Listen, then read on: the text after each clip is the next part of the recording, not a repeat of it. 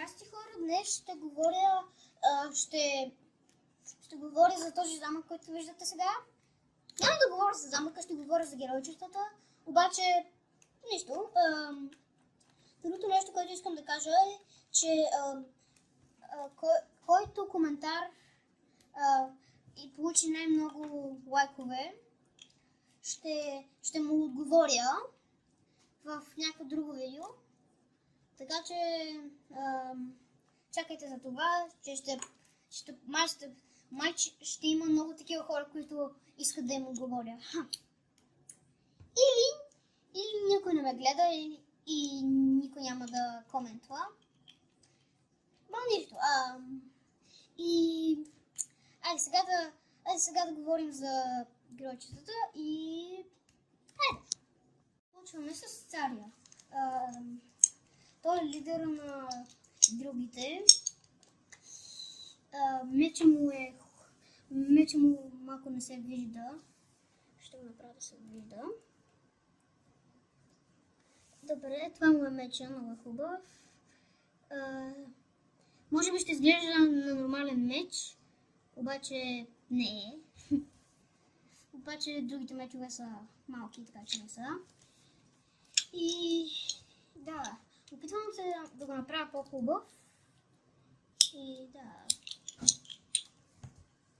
Това е царицата.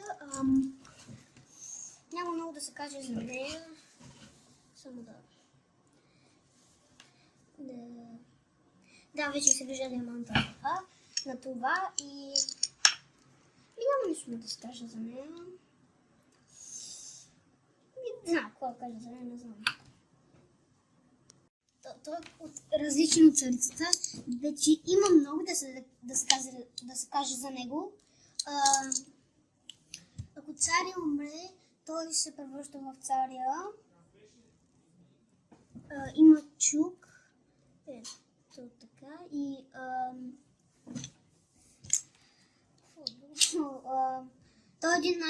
той е един от най-силните хора в тази армия. Каската малко не ми харесва, но няма какво да измисля. Това е. Този герой много ми харесва на мен. Ако царицата умре, тя става царицата, новата, и тя се качва на дракон, който ще показва в следващото видео. И тя е приятеля на дракон. И цветовете й са като дракона. Харесва ми на мене. И хубав герой си е. Нещо за нея е, че ако се бие, може с някакъв звук да се обади на дракон и той да дойде към нея. Ще видите, много яко изглежда.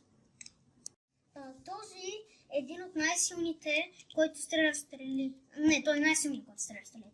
Както виждате,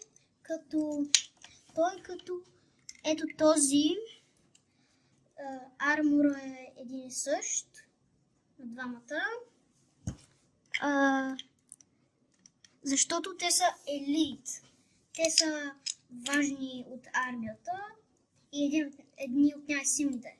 Може би най-силните. И да. Пък този е магиозника на армията. Той държеше едно нещо, където му дава да стреля магии. Сега ще го взема, ще ви го покажа как изглежда. И да, сега ще го взема. Намерих честа, както виждате, защото съм я дал. Така изглежда. Вие може дори да я имате. Сега ще му сложа магия, да изглежда, че се настреля от ръката си. Ето така. И сега изглежда, че стреля от ръката електрическа. Такова, една магия все едно. Електрическа магия. И това е едно от любимите неща в армията. Може да правиш магии с този. И да, много як. Той имаше една друга каска, която беше много яка, ма я загубих и сега съм му сложил такава каска. Може би ще намеря по-хубава, не знам. Да. Този един от тези, които стрелят стрели. Ами той е малко скучен. Нямам нищо за него специално. Може би, че е мистериозен с тази каска, но не знам. Да ви покажа лицето му? Добре, ще го покажа. Никой не казва да, ама... Ето това му е лицето. Извинете. Това му е лицето. Мисля, че е нинджаго някъде, не съм сигурен. Ама хубава героя. Просто е скучен. Няма много за него. И да, това е. Този е другия, който стреля да стрели. И той вече има повече към него. Той преди, сега да му кажа малко история за него. Той преди беше пират, но те го изгониха по някаква причина. Още не съм се сетил за причина. И вече в тази армия има огнени стрели, затова му е червено такова. И има динамит. Това е много яко и да. По-як е от другия, който се разстреля. Това е шут и той забавлява или не, тя забавлява царя и царицата, когато са в замъка им скучно. И тя седи отзад там на замъка и вие не я виждате, както и другите герои, които сега ще говоря. И хубаво е. Обаче малко скучно, защото когато правя битки с цялата армия, тя се продължава да се седи в замъка и много нищо не прави. И да. Това е предателя в армията. Той иска да убие цари и той да стане царя. Обаче малко плана му още не го направи, защото има цар, нали, другия, който заговорих. Чакай да го взема. Ако царя умре, той става царя, а не който го убие.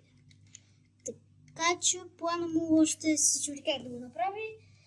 И то като злодея в армията.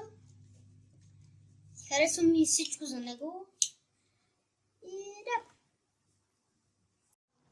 Това е хилера. Той връща живот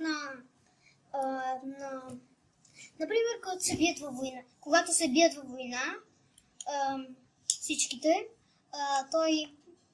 той връща живот на някой и може да връща някой.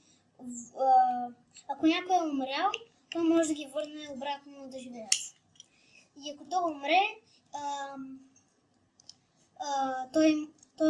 той се съживява, обаче може да използва само това само един път. И той има такъв армор, като ето този, ръката му паднаха, като ето този и другия, е този. И да, той е от елитовете и да, много ми харесва и той. Обаче главата малко не ми харесва за него. Чудя се дали ще му го сменя. Не знам. Това е скучен герой. Той е скучен като ето този. Няма никаква история към него. Просто е скучен. Тялото му е на мое старо, не можех да намеря хубаво тяло. Изобщо не ми харесва този. Този е един от най-скучните и най-грозните според мен. Има много по-хубави от него. А пък той не е скучен. Той е един от любимите ми герои в тази армия. Той седи на този тигър и в първото ми видео направих Stop Motion. И той беше един от героите, които бяха там във втора част. И много ми харесва. Много ми харесва. И да, то много не може да се каже почти нищо за героите. Ама пак са яки всичките. Освен скучните. И те са яки, ама по-малко от другите. Като този. И царя и другите такива. Ама всички са хубави иначе. А пък този е другия, който използвах в стоп моушена. И той също много ми харесва. Не е скучен като другия. Той е като... Не знам каква е думата. Не знам как да го обясня. Много ми харесва оръжието му. И ръката му е бяла, защото не намерих друга ръка, която държи това оръжие. Защото явно не е истинско оръжие. И затова. И това не е истинска ръка, затова. И си мачват. И може да се хваща. Но много як, много як. Нямам никакви проблеми с него. Ръката не ми пречи изобщо. Имах идея да го използвам повече в Stop Motion, обаче по някаква причина не го направих. И просто беше малко тъп там. Като го целиха веднага с такова и той не мръдна. Но да, много ми харесва. Това е най-дългото време, когато говоря за геройче. Този е много як. Преди мислех той да бъде новият цар, ако царя умре. Обаче после направих този и просто така стана. И той се превърна в царя, който ще замени. Обаче той има история, не като другите. Той има история като пирата е тук. Малко пречи. Като пирата е тук, който говорих. Значи историята е... те бяха в... Опа, извинете.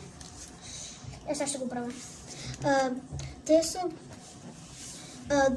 той е бил в част от много такива силни геройчета. Имат силата на светлината. Аз не съм направил армията. Просто с едно казвам за нея. Това е историята просто. И по това време царя е умрял. По едно време царя е умрял. И те нямат там цар, който ще замени. Не, те направиха битка срещу много геройчета. И който загуби, вече не е част от армията и го изгонват. Той почти стана царя, стигна до крайния кръг, обаче другия го унищожи и стана цар и искаше да стане част от тази армия и му даде. И той е мислял, че е по-силен. Не съм много сигурен кой е по-силен, ама е по-силен от този. Може би. И да, това е всичко за него. Колко време говоря? 2 минути говоря. Това е по-дълго време. Говоря за него по-дълго време от всички други герои. Колко минути ще бъде това видео въпрос? Ще видим.